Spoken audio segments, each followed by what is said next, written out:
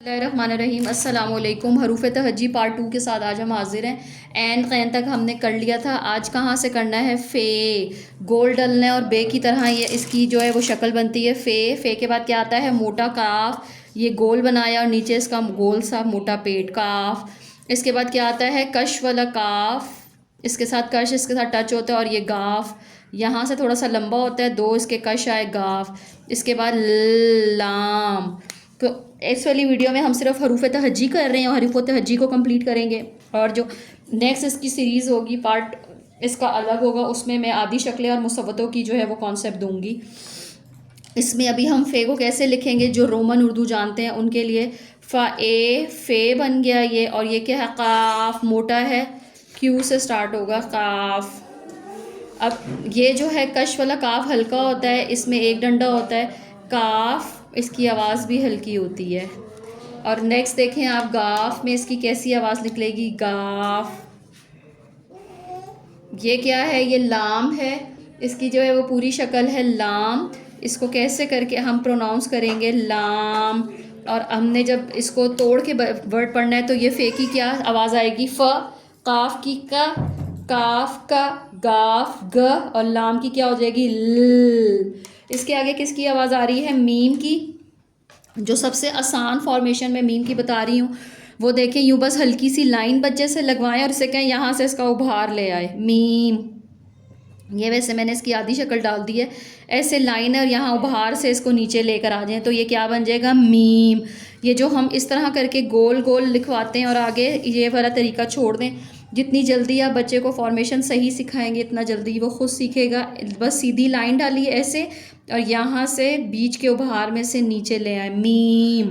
क्या बन गया? मीम। मीम के बाद हम देखते हैं नेक्स्ट क्या आवाज़ है? नून। और इसके बाद ये क्या आ जाएगा? वाव। जैसे दाल बनाते हैं, दाल की तरह बना के और यहाँ से गोल होता है, वाव। तो पहले हम देख लेते हैं मीम की आधी शक्ल, मैंने इसके साथ ही लिख दी है। और मीम को अगर हमने आवाज़ इसकी निकालनी है तो क्या आ जाएगा? इसकी आवाज़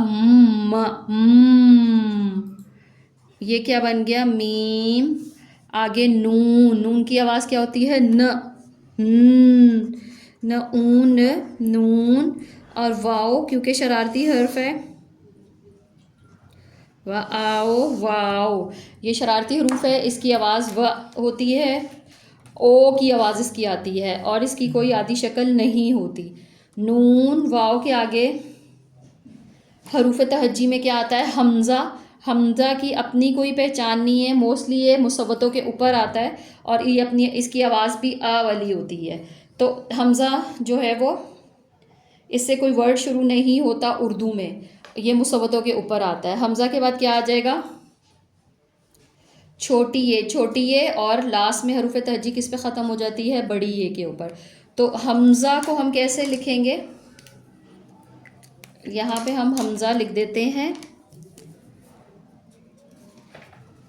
हमज़ा।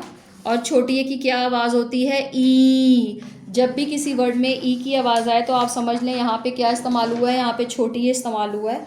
तो वैसे जो छोटी है और बड़ी है दोनों को हम ये ही बोलते हैं और लिखने में भी दोनों की आधी शक्लें सेम होती हैं, बस इसकी आवाज़ ई की होती है और बड़ी ए की क्या आवाज़ होती है? ए की आवाज़ होती है।